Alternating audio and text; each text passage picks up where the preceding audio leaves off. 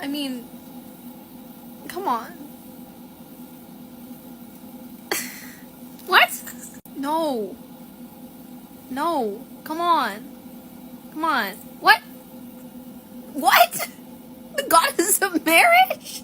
Doesn't she literally not have... Hello? That was the ghost necklace. That wasn't very... Hello? Hello? What? We've been through this. There we go. Oh my god. My hoodie literally has Cabin 7 on it. Like, come on, man. Jeez, get your shit together, filter. It is officially solidified. I'm forever going to be the cursed gremlin that I am, because today my best friend texted me and informed me that one of his coworkers asked him what Omegaverse was. So, they gave him a brief summation and he was very confused, so I offered, jokingly at first, to go over and explain it to him, which then turned into a serious offer, in which I drove 35 minutes around there out to his work, and I just spent a good 40 minutes talking to this man about Omegaverse. Another thing was that I ordered food, and when I agreed to come out, my food hadn't got there, and I hadn't eaten anything since 1 p.m. So while I waited for my food to come, I just sat and took some notes on what things I could cover. Unfortunately, I did not have enough time to actually write down as much as I would have liked to prepare for explaining what Omegaverse was, though I did cover a good chunk of what it was. However, this man had not read fanfiction before, so I was completely prepared to break him. He was so chill about it. And then he gave me a free cake pop. But now this means, not only do I have pre-prepared notes for the next time someone asks me about Omegaverse, I now just have a Google Doc dedicated to my knowledge on Omegaverse that I'm going to update every single time I learn something, so next time I'll be more prepared. I think this is the most for the plot thing I've done in a while, and I'm okay with that. Oh dear god. This is gonna have tentacle sex in it, isn't it? Yep, there it is. Wait, I thought you were American. Don't say it. Don't say it. Don't say it. Don't. No, I'm lesbian. And you said it. Okay, so I'm thinking that Scorpia has to be the lead singer because, let's be honest, I don't think any of us know how to sing. Yeah, you're probably right. What? Yeah. Are you good with that? What? You don't have a secret singing talent you've been hiding from us, right? You're good with Scorpia being the lead singer, right? I'm confused. What could you possibly be confused about? Kyle, do you know what a lead singer is? No. What? No, what is that? Okay. Kyle, let me ask you something. Yes? When you asked us to be in a band. Yes. Did you also ask if we knew how to play any instrument? Or were willing to learn? No? Kyle! What? What did I do? Why wouldn't you ask if any of us knew how to play an instrument? Why would I? Kyle, do you know what a band is? No? What? No. You asked us to be in a band and you don't know what a band is? So you're telling me I learned 4 instruments this week for nothing? Literally. Wait, you learned how many instruments? 4 or 5? Are the ukulele and guitar different? Adora, when's the last time you slept? What? Kyle! Hey, Cass, have you seen my What are you watching? I would think you would know. You had it open. Correction, why are you watching that? It was open when I went to use your laptop. So you just started watching it? Yes. Again. Why? Well, Dean, I'm trying to be a better friend. And you think that watching that would help? Yes. I feel like I've said this so many times that it doesn't even sound like a word anymore, but again, why? Well, Dean, the things people watch in their most intimate moments say a lot about their character. Cass, you are aware that that is, porn? Mm-hmm. Of course. It's not like with the pizza man, but there is much to learn. Yeah, okay, Cass, buddy, I don't want you learning anything from that. I need to use this anyway. Whoa, Mamma Mia, here I go again. My, how can I resist ya? Finally, you're back. What took you so long? Cass, what is that? The pie you asked for. I meant that, Cass. Well, I assume you know what a raccoon is. Okay. Cass, why did you bring that into the bunker? Well, it's a he. Because that's what's important right now? Well, yes. His name is Gerald. Okay. So, why did you bring him into the bunker? Well, I found him in the trash. Okay. Well, he was all by himself. I couldn't leave him in there. Why? Well, it's not right, Dean. No living creature deserves to be thrown away like that. I mean, let me get this straight. You've been observing humanity for a millennia. Longer. Okay, yeah. Longer. And you think that the raccoon was thrown away? Yes.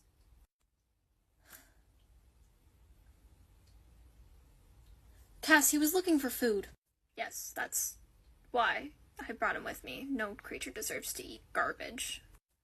Cass, buddy, I appreciate your compassion for living things and all, but you can't just bring a raccoon into the bunker. Especially not one you found in the dumpster. It's just not sanitary. You want me to get rid of Gerald? Cass, where would we even keep him? Well, he could stay in my room. Cass. Dean. I'm sorry, buddy. No. Dean, you bring in strays all the time. Human strays, Cass. This is different. Are you saying that demons are better than Gerald? Cass. No. Dean, I can guarantee you this raccoon has done way less to harm humanity than Crowley. That's not the... Cass. No. I won't even have a dog in here. Come on. Okay. Jeez, I thought only Sam could do those puppy dog eyes. Dean.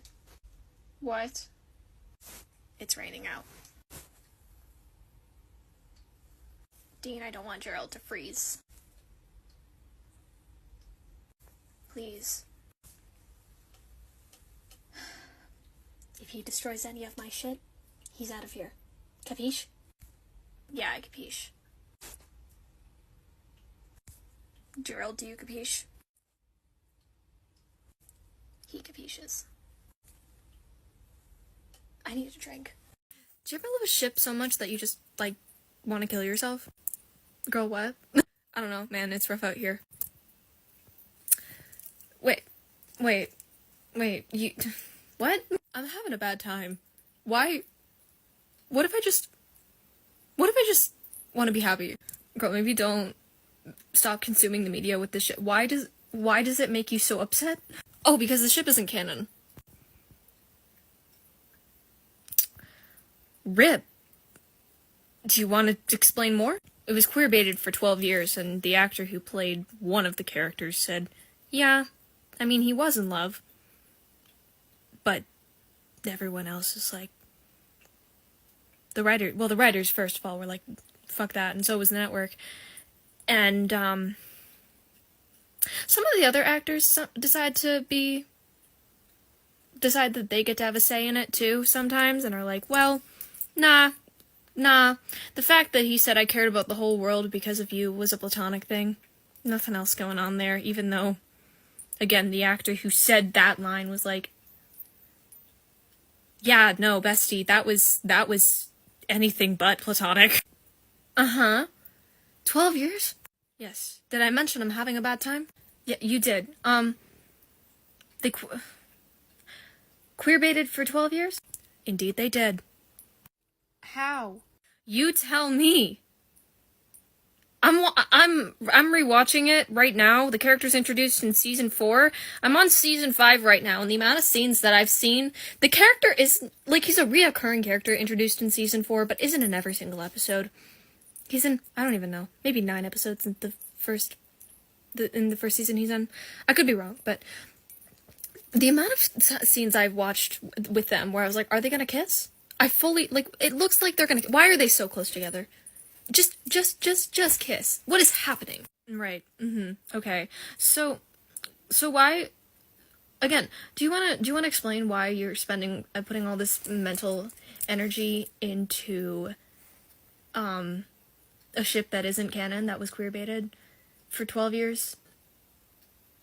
And maybe instead focus on a ship that's canon so you aren't constantly suffering? No, but see, here's the thing. There's over 100,000 fanfictions where it is canon. So, you know, even though the show makes me want to die most of the time when it comes to the stupid moments, I can read 100,000 stories where they actually do get to be in love, so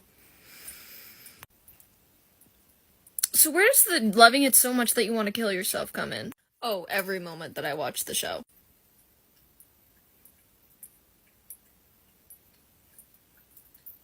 Girl, then why do you watch it? Question of the ages, I tell you. What? I've been wondering ever since I started. I just can't stop. And how long has this been going on? I started watching it when I was 13? This has been going on for 6 years? Well, no. I didn't finish it till I was 16. It took you 3 years to watch it? It's 15 seasons, and the episodes range from, like, 39 to 42 minutes. And the show was taken off of Netflix when I was on, like, season 5. So. Okay, so why didn't you just, like, pirate it? Well, because half the time that I watched it was when I was on the bus, because I had an hour commute to school. That's so real. Yeah, you can't do that if you pirate it and you don't have data. Plus, it's like a pain in the ass to have to, like, consistently, like, click to the next episode. You ever realize how convenient it is to watch stuff on Netflix where it just plays the next episode, and how easy it is to just, like, get lost in that until you can no longer stream things like that, and then you just have to keep getting up and going to the next episode. Got it? So what made you finally finish it when you were 16? Oh, that was when the ship went canon. I thought you said... Okay, well, listen. Technically, if you have any brain cells whatsoever and you listen to the actor who played the role, it was when it went at least semi-canon. And it's fully canon in Spanish. What? I don't know. I don't fully understand that one. He said, I love you, and in the English version, well, the other party did not reciprocate, but in the Spanish version, he said, I love you too. And I guess you could say I love you in multiple ways in Spanish, and it has different connotations, and the way that they said it was in the I love you romantically kind of way. So in Spanish, it's canon. I'm starting to understand the problem here. It's like a slow descent into insanity. So wait, what's the name of this show? Aw, ain't he a little angel?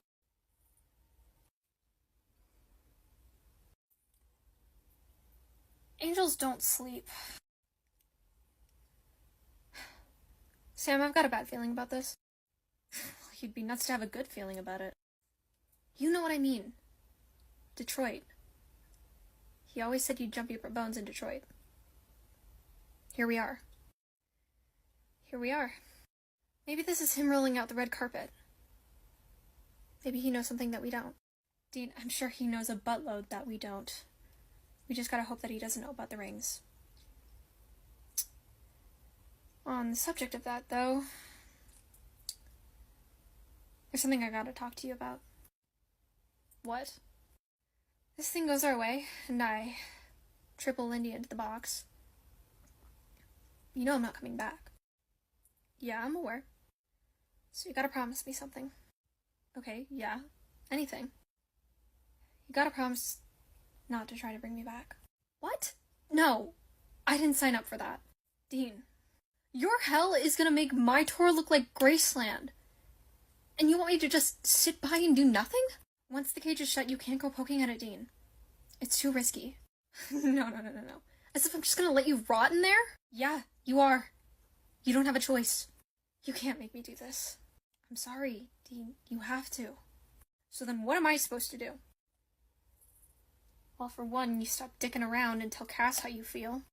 What? Listen, I know I haven't had the best track record recently, but believe it or not, I'm not blind. I have no idea what you're talking about. Dean? I'm about to say yes to Lucifer. Least you can do is be honest with me. Dean, the last time I saw you look at someone the way you look at Cass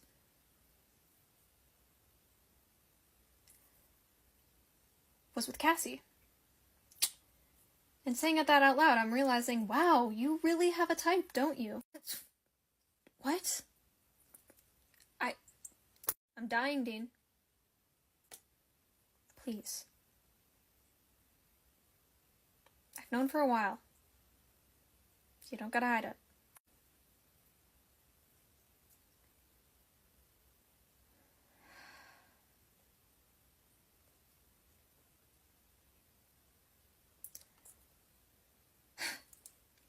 So you want me to what?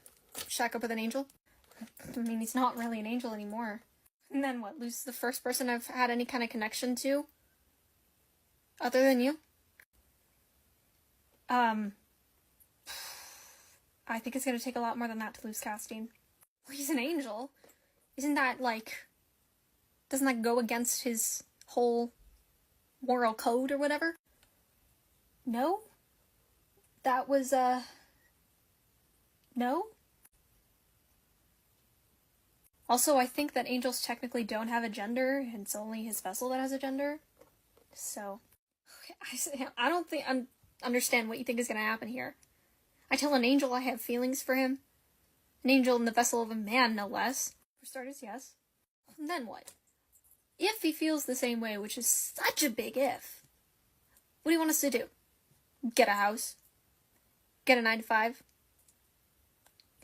Get married? Have kids? What do you think we're gonna do? No? I mean, if that's what you want, then sure, do it. But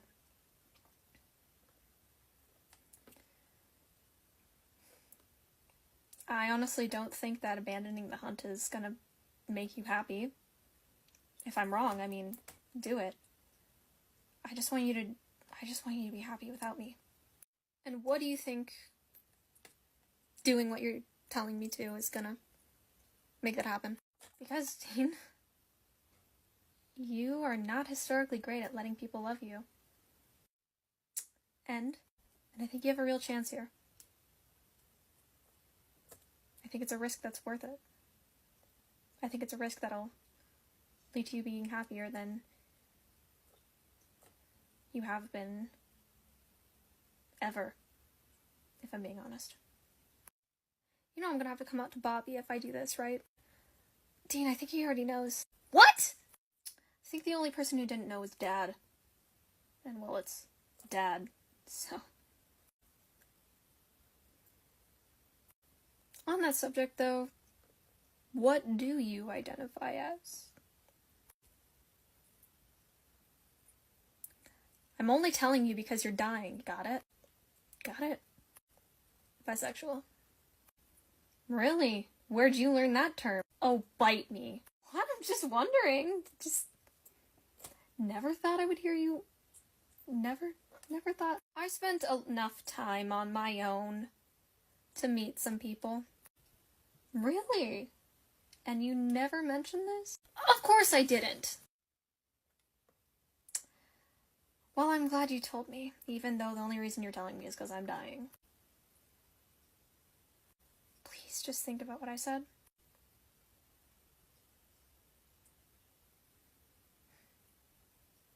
Okay. Hi, Howard. Min, what are you doing here? Hey, I brought you this. Oh, thanks. You forgot to bring water today, right? I did. How'd you know? I just had a feeling. You had a feeling I forgot my water bottle? Yeah.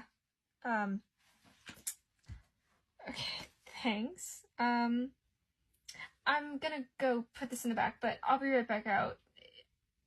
And I can help you if you want to buy anything? No, that's okay. I'm good. Go drink that.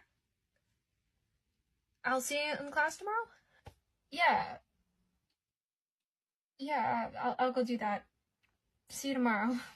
Bye. Oh shit. Min's here. Wait, really? How do you know? I may or may not have stolen Ember's phone and sent Min a text telling her that Ember was dying of thirst and to come quickly with water. Oh my god. Dude, why? Come on, it's been so dead. I made something interesting happen. Brought Ember's girlfriend here. You think they're dating? I mean, Min did drive all the way from her college campus to here to give Ember water because she sent her a text saying that she was dying of thirst. You mean you sent her a text? Yeah, but Min doesn't know that. I mean, true, but we don't even know if Em's queer or not. True, but we don't know that she's not queer. Fair. And Min is definitely queer. Oh yeah, no question. Right? Like, damn, well done, Ember. You really think they're together? If they don't end up dating ever, I will eat my shorts. Mark my words. You know what? If they don't end up dating, I will serve those shorts up on a silver platter and eat them with you. Deal. Oh, Ember's leaving, quickly. Hey, Min, right? Really think they're together? If they don't end up dating ever, I will eat my shorts. Mark my words. You know what? If they don't end up dating, I will serve those shorts up on a silver platter and eat them with you. Deal. Oh, Ember's leaving, quickly. Hey, Min, right? Yes? I was just leaving. I just was dropping off the water bottle for Ember. Yeah, I saw that. That was really sweet of you. You're the one who sent me the text, aren't you? Yes, it was. So, why? Well, we've heard quite a bit about you from Ember, and we kind of wanted to meet you. Okay. So what are your intentions with Ember? What? Okay. They are messing with you. They have a habit of doing that, if you couldn't tell from, well, the literal reason you're here. Ember seems to really like you. You seem like a really cool person from the stories she's told. We were curious to meet you. I promise we are not crazy. I'll believe that when I see that. Fair enough. So, do you want us to show you to the lingerie so you have a little surprise for your girl when she comes home? What? I mean, come on. Could be fun. Perks of having a girlfriend who works in a lingerie store. Ember and I aren't dating. Really? No, I don't even think she's into girls. I mean, honestly, fair, but you never really know, especially here. Like 90% of the staff are queer. Seriously? Seriously. Hey, I'm back. Thanks for watching. Man, I thought you were leaving. What are you talking to these guys about? I told you I could help you if you needed anything. It's okay. These guys had some very enlightening things to say. I got most of my questions asked. But I'm good now. See you tomorrow. Come visit us again soon. Yeah, we'll see about that. Okay, what did you guys do? You know what's one thing I never expected about being human? What? The headaches you get every single day. I thought it was bad when I drank that liquor store, but wow. Headache. Cass, humans are not supposed to get headaches every single day. They don't. Yeah, buddy, I mean, there's a whole schwack of medical issues that can cause that, but usually a normal person, that's a lack of sustenance, like food or water. When's the last time you drink water?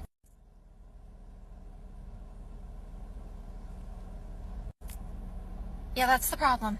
But how do I know when I'm supposed to drink water? Well, usually your body will tell you that you need to drink water.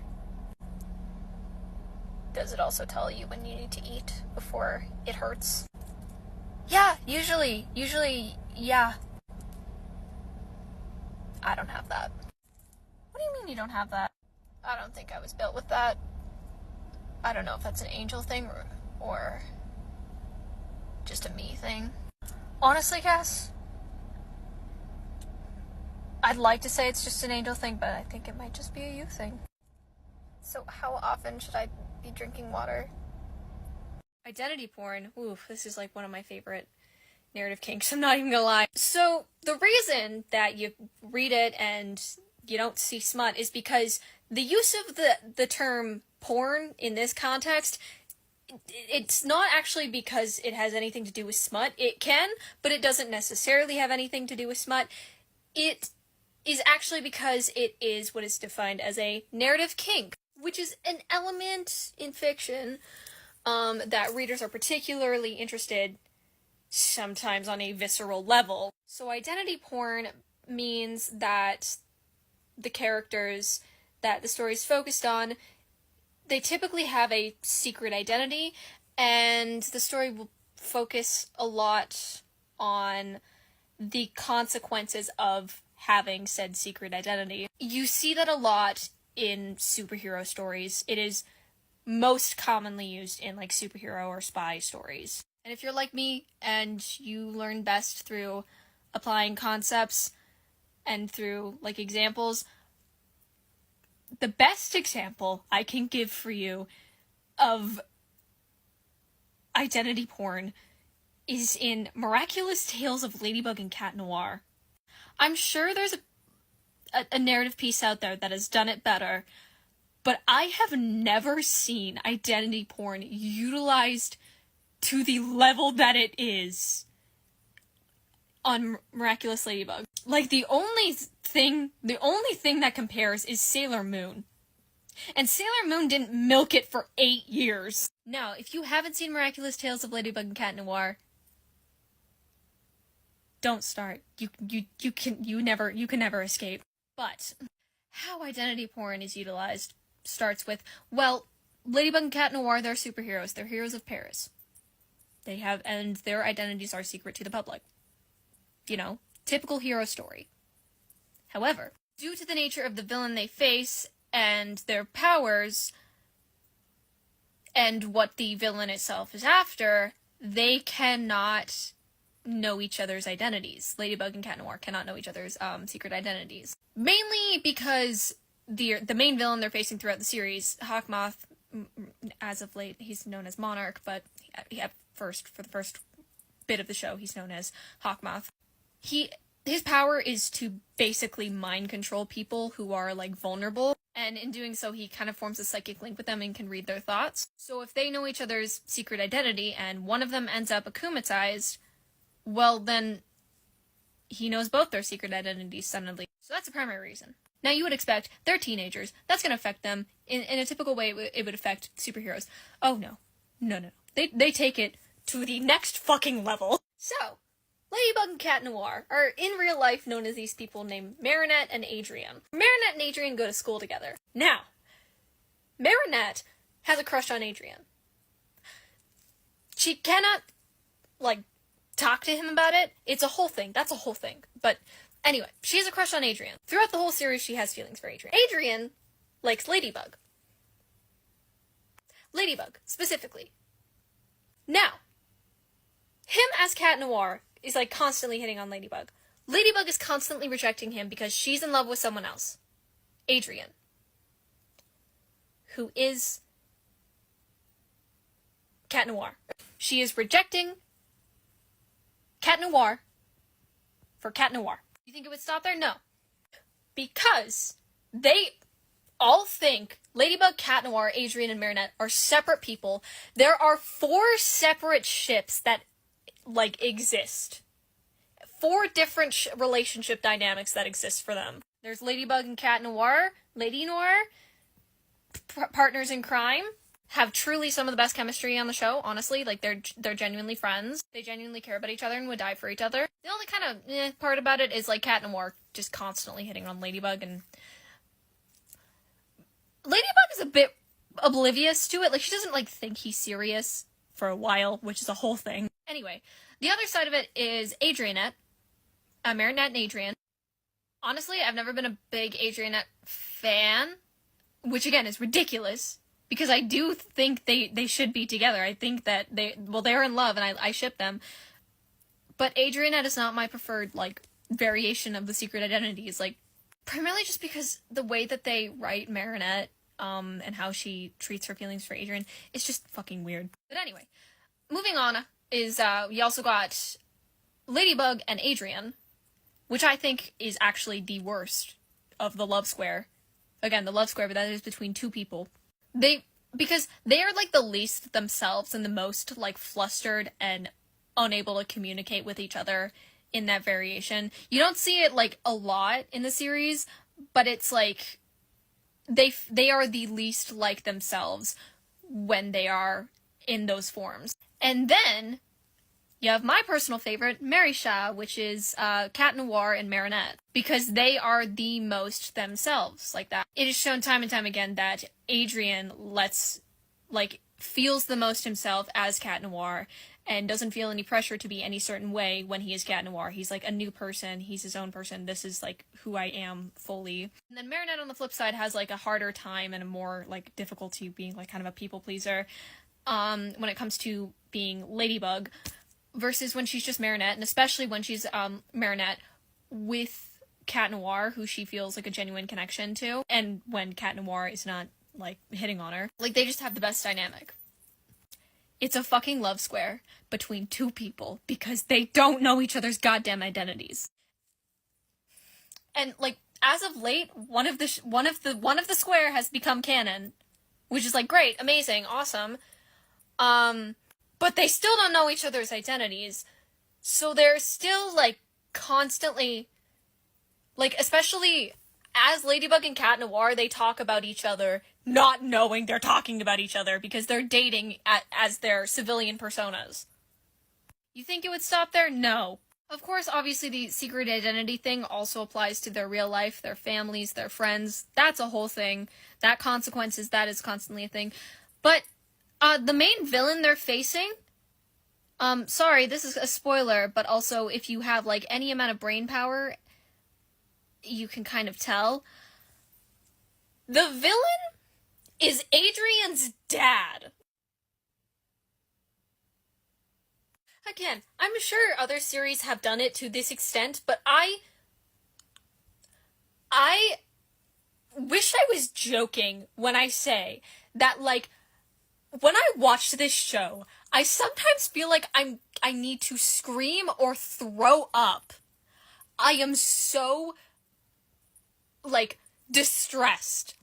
I have, literally, as mentioned in the definition of narrative kink, I have visceral reactions to the whole secret identity bullshit. It has made me shake. It has made me cry. It has made me want to puke. I have never, like, screamed in frustration over a TV series the way that I have for Miraculous Ladybug. At least not when it came to, like, a purposeful thing done in the show, like, that wasn't meant to harm, like, other people, you know? Like, I scream over Supernatural because of the queer baiting, but this is, like, an intentional choice and an intentional, intended reaction from the audience when they write this aspect of the Miraculous Tales of Ladybug and Cat Noir. So yeah, that's your explanation of, identity porn. And yes, in case y'all were wondering, I have finally started watching season 5 of Miraculous Tales of Ladybug and Cat Noir. Also a reminder, if you have to watch Miraculous, don't stream it. Yeah, hopefully that explanation made sense. Okay, Marinette girl, you need to chill. Like, I get it. At first it was, you know, she made moves on Adrian, you were jealous, but, like, you have him now. Like, he's all yours. He's not gonna stray. You need to chill out.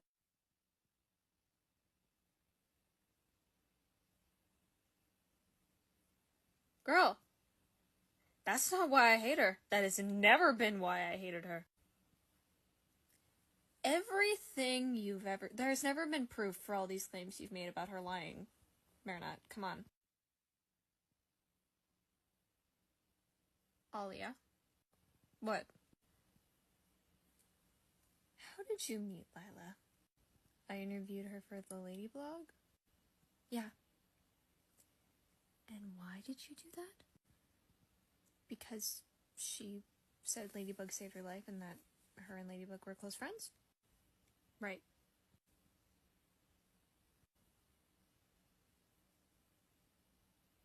I'm just gonna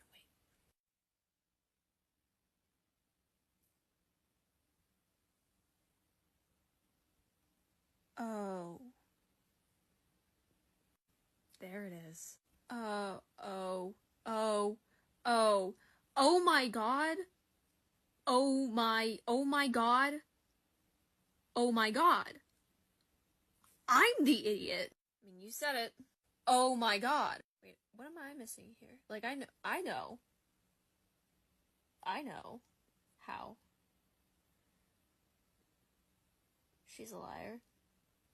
But what just happened here? Yeah, I'm right with you. What did we just miss? What sacred language is going on between you two? Marina, I have been a terrible friend. Oh my god. Yeah, no, I know she's good, but I can't, you know, the biggest reason I had a problem was because of the missing information you became privy to within the last few months. You didn't know her before. No, I didn't. Wait, what does that have to do with anything? Is this code? It has to be. Wow, did I just beat Adrian in the most oblivious contest? What? Not quite. Wait, how did what happened? Hey guys, you know how I love my dad? And my dad's great, which is a thing everyone is, like, constantly surprised about. It's the funniest thing ever. Whenever I make a video and I'm like, guys, my dad did a thing, a funny thing, or a nice thing, or a sweet thing, everyone's like, oh my god. Yeah, well, I have another thing he did. So as you guys are probably aware, I had a bit of a, like, Marvel hyperfixation in the last couple of months. I'm also anemic. Both of those things are relevant to this story. Because, so, basically, I ran out of my iron supplements. I ran out of them, and I just keep forgetting to buy more. And then I go over to my dad's house for dinner, and I tell him this, and he's like, well, we have iron. We can just give it to you. And I'm like, okay. So I take the iron. But he tells me that the iron is Tony Stark approved iron. I'm like, what do you mean? So he tried to convince me. He makes up the most random shit.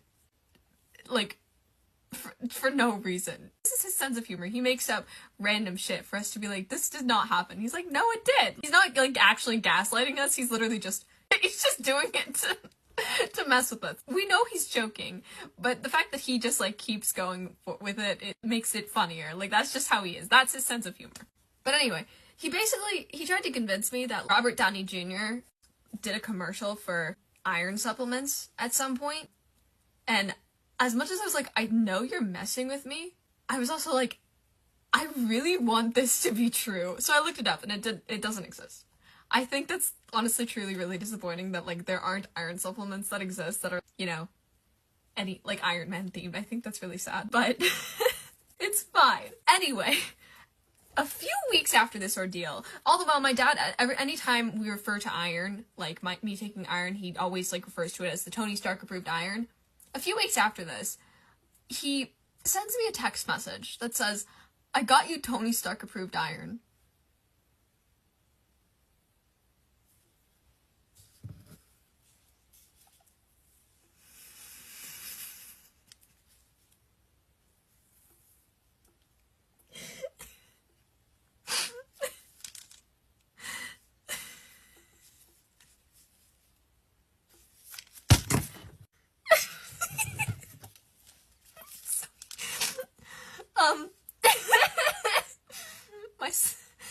My stepmom told me he literally cut out these pictures of Iron Man and taped them onto the bottle. He wrote, I am Iron Man on the cap, and then wrote Stark above the label on both sides, along with a picture of Iron Man taped to it on both sides.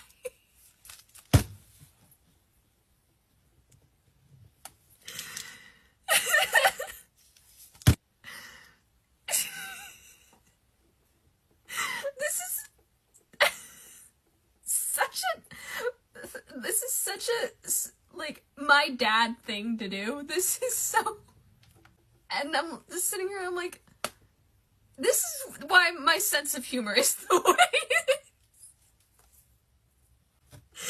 Like, this is so silly. So yeah, another great Comet dad story for the win, guys. I love my dad. I have an essay due in just over 24 hours, and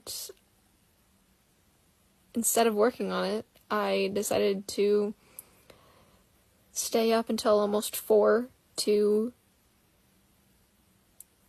finish season 5 of Miraculous, and today I did laundry, vacuumed, went to work, and then watched the Shady Bug and Claw Noir special. Oh, and since getting the essay assignment, I also read 3 books. I'm more than halfway through my 4th. I've had 2 weeks. I did it to myself. I literally did it to myself. Why? This is a new flavor of procrastination. Like, I know this is a common thing for people to just do everything but their, like, homework. I've never done this. I brought the Clueless series back to TikTok rather than work on this essay. This is absurd. This has called a lot of people out that I know, so I want to see if it... What? Girl, I barely use Facebook. What? Let's try that again. Usually these are really good at psychoanalyzing me, but...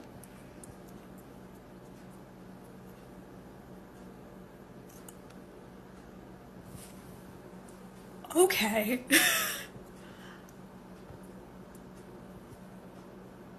Okay. Listen.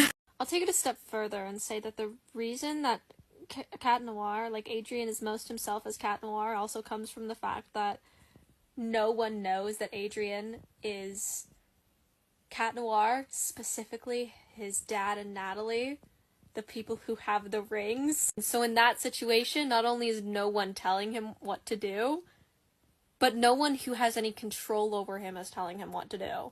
So that's actually when he has the most autonomy, which is just yet another reason that Mary Shah is better, because that is... Marinette is the most herself, is not fucking creepy as hell about her feelings around Cat Noir, and is coherent, and then Adrien is the most himself and has the most autonomy as Cat Noir, at least in the first 5 seasons. Anyway, talk to me about Senti Adrien. I'm having a lot of feelings. Doc is gonna know you're evil. How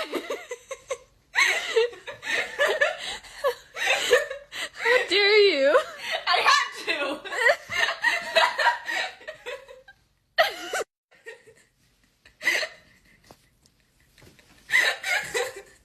You're evil. I'm terrible. Wait, who's that new girl? Oh, that's Lila. She's a bit of an odd one. Yeah? Yeah, I don't know. She told me that she was best friends with Ladybug because Ladybug saved her life. Wait, what? Yeah, and then she said, you know, that she would totally be down to do an interview with me about it. What? Yeah. She thought that you would just interview her on her claim alone that she knew Ladybug because Ladybug saved her life once and now they're best friends. Yeah. Has she seen your blog? She said she did. She said she loved it. Well, then she would know that you record, like, most of the Akuma attacks, if you can. She said this was, like, a smaller one, so there wasn't a lot of coverage on it. Oh, how convenient. Yeah. She has to be lying. I mean, like, she's brand new. I don't know anything about her. I don't want to assume that she's lying, but, like, I also have no reason to believe she's telling the truth either, so I don't really know what to do here. Well, like, Ladybug and Cat Noir's whole thing is, like, secret identities, right? Right? So, like, wouldn't it be weird for her to be friends with a civilian as her superhero form, rather than try to befriend her as her civilian form? Like, I feel like that's just not safe. That's a good point. But I mean, like, honestly, why don't you just ask Ladybug? Like, you see her all the time. Yeah, I probably could. One day I will know peace, but it will not be after I read the queer retelling of Pride and Prejudice, and the first part of a duology whose second book isn't coming out for another 6 months.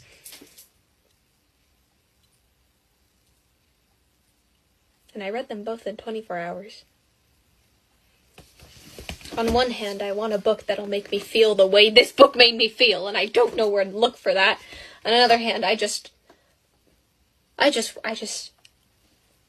to know what the fuck happens!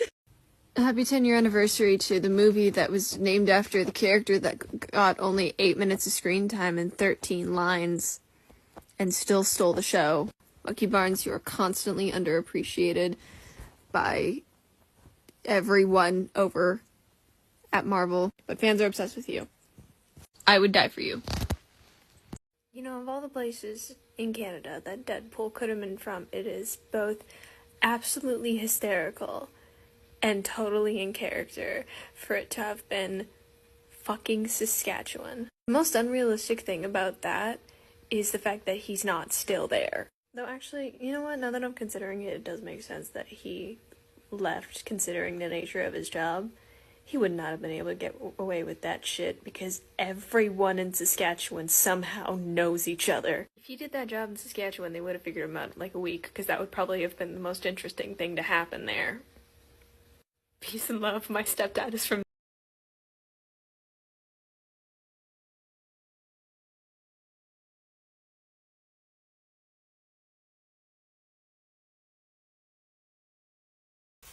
After literal months, just like, oh my god, how long has it been?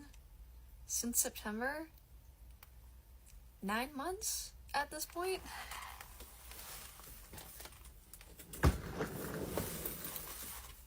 remind you all that the video is mirrored, but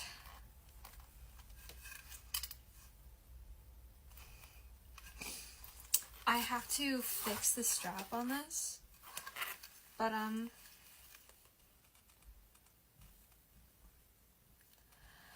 other than putting the zipper on here and fixing the strap, I'm ready for Calgary Expo. But yeah, this right here, what I'm feeling, this was the gender euphoria I was chasing when I started making this cosplay. And honestly, I think we got it. And honestly, the more that I'm sitting with it, the more that I'm like, I might, with my hair blow dried and everything, I might prefer just wearing my hair like this, even though it doesn't make a whole lot of sense for Bucky to have this hair. I just would much prefer it over wearing a wig, especially because the wig is a lace front wig, and I'm wearing this on day 1 of Expo, and there's 4 days, and one of which I am wearing my own hair for sure. Like, the red hair is for the Shadybug cosplay I'm gonna do. If the suit comes in time, pray to God it comes in time, because I have to leave for Calgary on Thursday. But yeah, after, it was 7 months. It was, I thought about it, it's 7 months. I was thinking about something else. Of working on this, I'm in a place where I actually really like it, and I'm experiencing the gender euphoria that I was chasing when I started making this cosplay. So that's really nice. It's still, like, not finished. As you guys know, I have been trying to work on, like, the vest and make it, like, what Bucky wears in the Winter Soldier movie. But for now that I have, like, this and this, it doesn't feel as, like, plain and as, I don't know, it doesn't feel like it's completely necessary for it to be recognizable as something Bucky would wear. And I have an essay due literally the day before I leave for con, so I'm choosing a little bit of rest over trying to get that done. Also, really quickly, there it is. Ooh, my hair's defying gravity. What's new, honestly? There it is. There it is. I could tie this, but honestly, the way that the mask is right now, tying it is not the most comfortable thing, and I've already been wearing it for a hot minute, so I'm not gonna do that. Also, I kind of sound like Darth Vader, which I'm not super surprised by. The mask isn't that different from Darth Vader's. But, when I breathe, it sounds like Darth Vader. Yeah, that's the update. Because y'all haven't gotten a cosplay update in a minute. I'm excited. I'm also very, very excited to, as some of you may know, I'm gonna be cosplaying with my friend Jasper, who's gonna be cosplaying Steve. We're gonna be cosplaying Stucky, so that's gonna be a lot of fun. And, some of you have said that you're going to the same con, so I really hope that you guys come say hi. Reminder, I have red hair now. And if I end up wearing my wig, I don't now, like I said, I don't think I will now that I see how my hair is when it's blow dried. But if I do, I will, like, post about it, so just keep an eye on my Instagram and TikTok stories. But yeah, come say hi to me and Jasper. Obviously be respectful of our space and our time. In that regard, though, you know. But, personally, I'd be down to take pictures with you in cosplay. I don't know about Jasper, but I can say that I definitely would. And, whether or not Jasper would be down will just be a thing you'll have to ask him. Or check the comments in case he answered. But yeah, I will see some of you guys next Thursday. Yeah, I really need to fix the mask straps because I look so fucking hot with the mask. Okay, I'm done messing around. Okay, bye. Steve, I need you to get back on Twitter. What? I'm scared. Barnes, what did you see? Yeah, and need I remind you that the PR team took Twitter away from Steve because he kept fighting with Nazis? I still think that's messed up. Why the fuck are there Nazis on Twitter? Barnes, it's a cesspool. And don't get me wrong, I get why you want to argue with them, obviously, but it's not the most productive place. I literally died to protect people from Nazis, and they're just hanging out on fucking Twitter. Language cap? I'm never gonna live that down, am I? Absolutely not. You're just lucky I didn't get it on camera. Also, didn't you die because you were being a drama queen? No, he died because he was pulling an Achilles. What? Wait, does that make me Patroclus? Absolutely. Okay, so Bucky, why are we trying to piss off the PR team? I'm scared. Bucky, you lived through the Depression, fought in World War II, and you were brainwashed and tortured by Nazi scientists for like 70 years. Steve, none of that prepared me for people who want to fuck me as the Winter Soldier. Oh, you found that side of Twitter. Of course I found that side of Twitter. I am the Winter Soldier! I think technology was a mistake. What did you see? Why do people have metal arm kinks? You know what a kink is?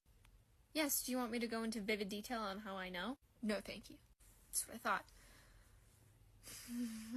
Have you found out about Omegaverse yet? Have I found out about what? That's a no. Oh, Capsicle, why? Why would you remind me? I can never forget. Roos and I really need to work on that brain bleaching thing. I will be your test dummy. I'm missing something here. Be thankful. I'm missing something here. Be thankful.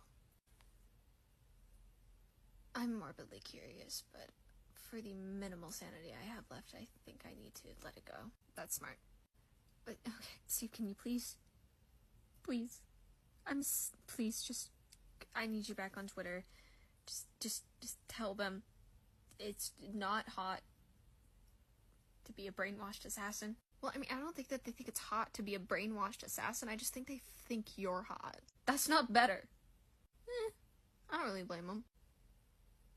What? What? You found me hot? As the Winter Soldier?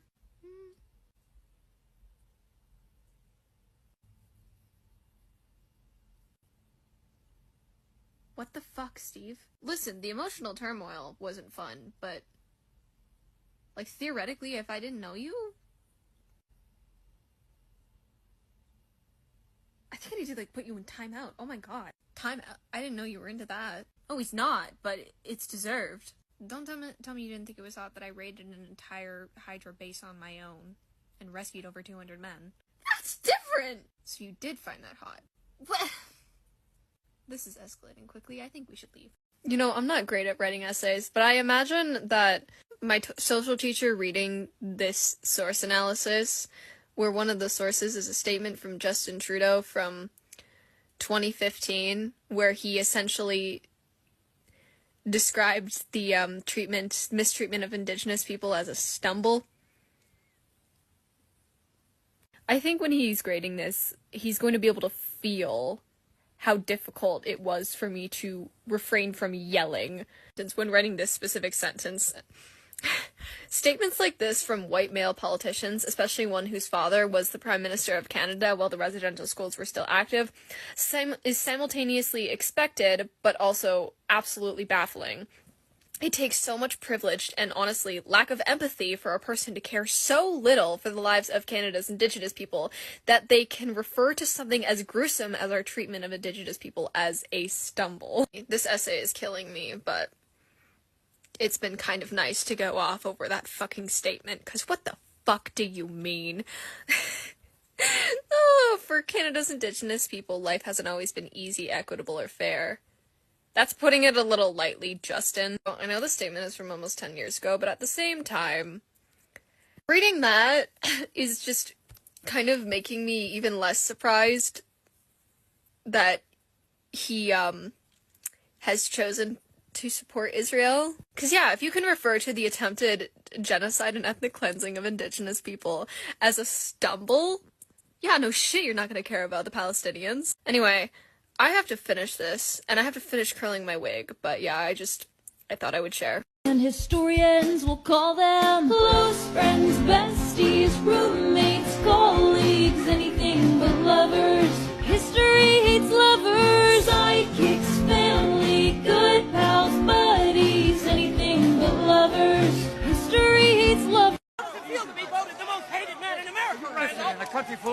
assholes, I wear the fucking badge of honor. All right, what about the rumors that you're mentally imbalanced? Who the fuck?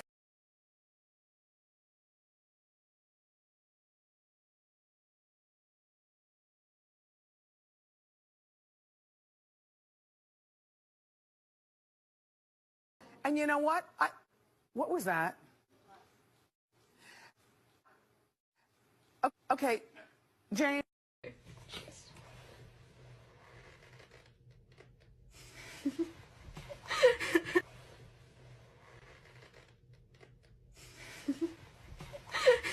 Wish I had that right now. I know.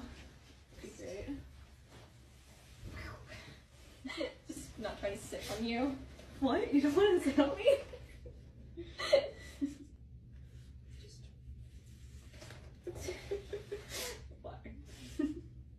There we go.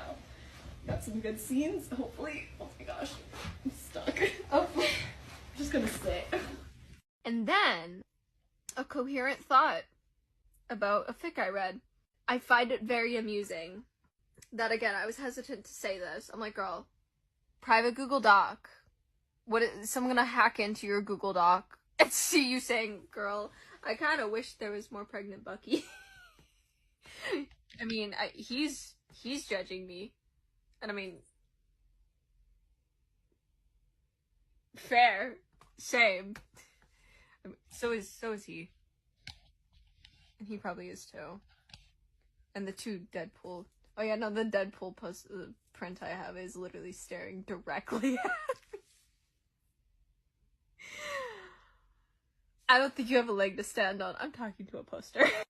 Okay, here at Comic Expo, losing my shit, as always, because he's here. Hey, I'm Jackson Lansing. Colin Kelly, We write Captain America, and now Thunderbolts. and primarily write Bucky Barnes.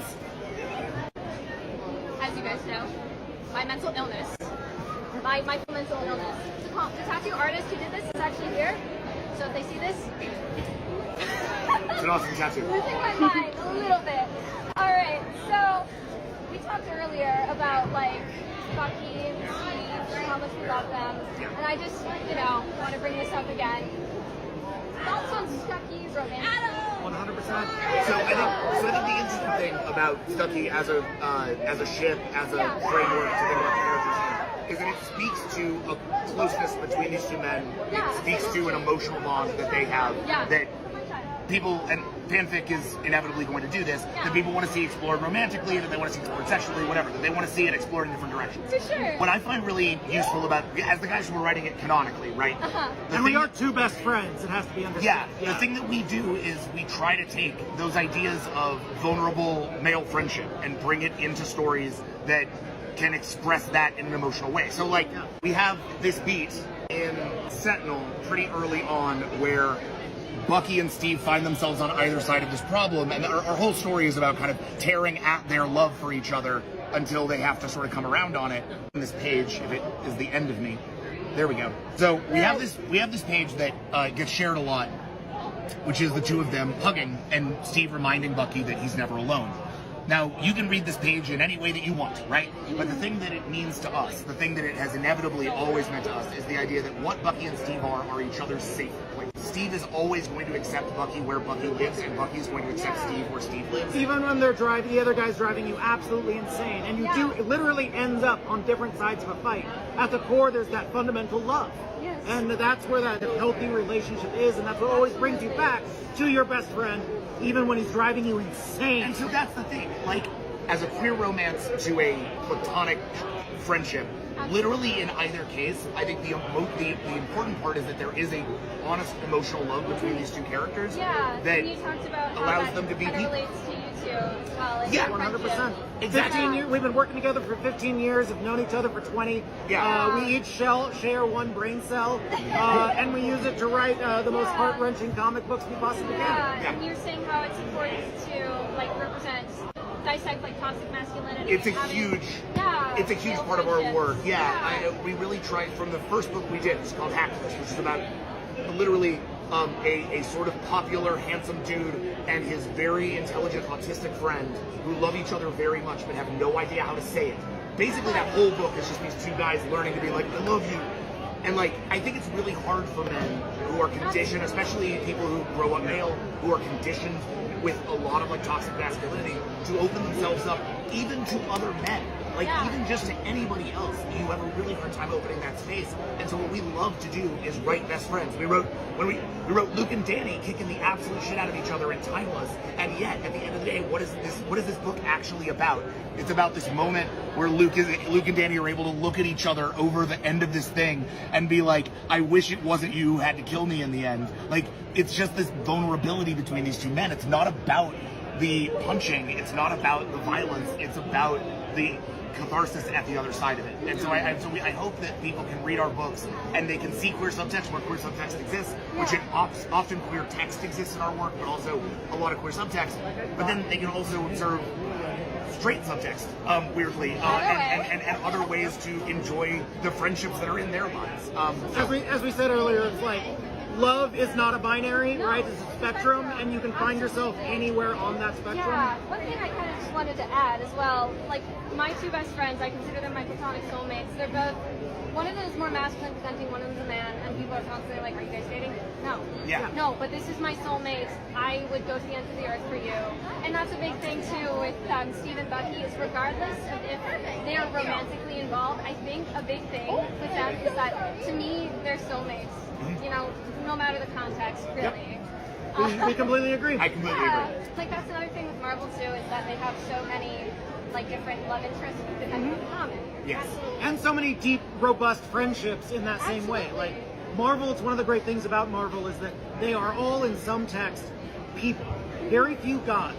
Lots and lots of people. And they're messy, and their relationships are complicated. It's all just soap opera. I mean, and that was Stan Lee's genius. Like, genuinely, that was the thing that, like, you can argue about authorship and, you know, Steve Ditko and Jack Kirby all day long, and I will normally. But in this context, you really have to give credit where credit's due to Stan Lee. He came in here and he said, what this is missing is the person underneath all of it. And he inserted personhood into everything. And so we try to carry that tradition. We don't. Every single story we write, and anybody out there who wants to write comics, this is the thing I always try to, like, throw at you as a challenge. Just, if you can write the comic and you can strip out all the genre stuff, if I can take every little bit of this that takes place on the moon and has superpowers and has all this cool stuff and has all these weird things, if I can take all that out. Take out all the punchy kicky. Yeah, and if I can just stage that in a black box theater, if I can go to a high school and stage it in a high school theater with no money, right? Yeah. Is it a good story? Yeah. Is it a story you want to read? Is it a story that has change? Is it a story that brings a character from one place to another? If you're doing that, you're doing Stan Lee. If you're not doing that, you might be making a DC comic, and that's okay too. You might be writing professional wrestling. Yeah, or you might be writing professional wrestling. No, even there, they're That's incredible. true. I take that back. I do not mean to ding on the wrestlers. Yeah, and I don't mean that as a diss to DC. It's just I think DC is designed to be mythic and thought-provoking and conceptual in a way that Marvel should be. It's heart-forward. Okay. And who's more heart-forward than Steve Rogers and fucking Mars? Absolutely. You're so right. And then last thing, I just want to share the thoughts you had on our History Hates Lovers video. Oh, I loved it. Yeah. Great I loved video, it. loved it. Great video. Nailed it. Nothing in there that two totally platonic best friends wouldn't get up to. And historians will call them close friends, besties, roommates, colleagues, anything but lovers. History hates lovers, sidekicks, family, good pals, buddies, anything but lovers. History hates lovers. You think Omegaverse acknowledges COVID-19 and the generation of people who permanently lost their sense of smell? Like, how are they all sending each other now? Is the Omegaverse economy in shambles? Actually, pheromone sensing works differently from normal olfaction. Since humans in our world don't have a functioning vomeronasal organ, VNO, we don't have any data on how COVID-19 would affect a functioning VNO in Omegaverse use. Actually, there is evidence that COVID probably would affect the VNO, and it stands to reason would accordingly impair its function. Briefly, SARS-CoV-2, the virus that causes COVID, can only infect cells expressing a certain protein called ACE2. ACE2 is expressed widely in nasal cavity epithelial cells but not in olfactory sensory neurons. CO et al., 2021, studied potential nasal targets for SARS-CoV-2 using golden hamsters as a model organism, commonly used as a proxy for humans in virology studies. They found ACE2 expression in the main olfactory bulb epithelium, MOE, your normal nose organ, as well as the vomeronasal organ, VNO. Several cell types in the VNO were able to be infected, and they also found significant inflammatory activity, macrophage activation, apoptotic cells, etc. The specifics of how COVID actually causes dysosmia are not known for sure, but epithelial damage by local inflammatory immune responses likely plays a role, especially because sensory neurons themselves are not affected, by Linska and Butout, 2020. Therefore, I would suggest a potential similar effect of VNO dysfunction as we see in the main olfactory bulb. From CO et al., considering the function of the VNO, infection and subsequent pathologic changes may affect the behavior of Syrian hamsters, if it stands to reason that omegaverse individuals have functioning NOs similar to members of the animal. Similar to members of the animal kingdom, then it is more than reasonable to conclude that COVID may cause them to lose not only their main olfactory function, but also their VNO function as well. References, 1, 2. In conclusion, the omegaverse economy is in shambles.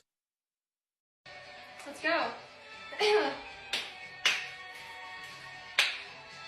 When you wake up next to him in the middle of the night, with your head in your hands, you're nothing more than his wife. And when you think about me, all of those years ago, you're standing face to face with I told you so. You know I hate to say I told you so. You know I hate to say, but I told you so. Shoot another shot, try to stop the feeling. You can say it's just the way you are. Make a new excuse, another stupid reason. Look, babe, oh look, babe. You'll have to stop the world just to stop the feeling. Look, babe.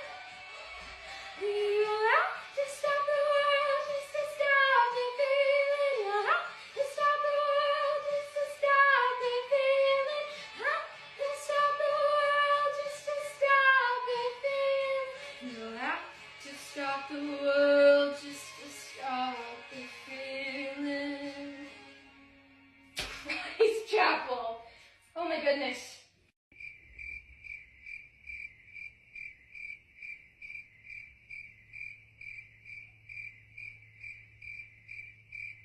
Let's try this. Oh boy. You know, I believe people when they said this is like insanely high in chapel. I adore you. Jesus Christ. Alright, that was something.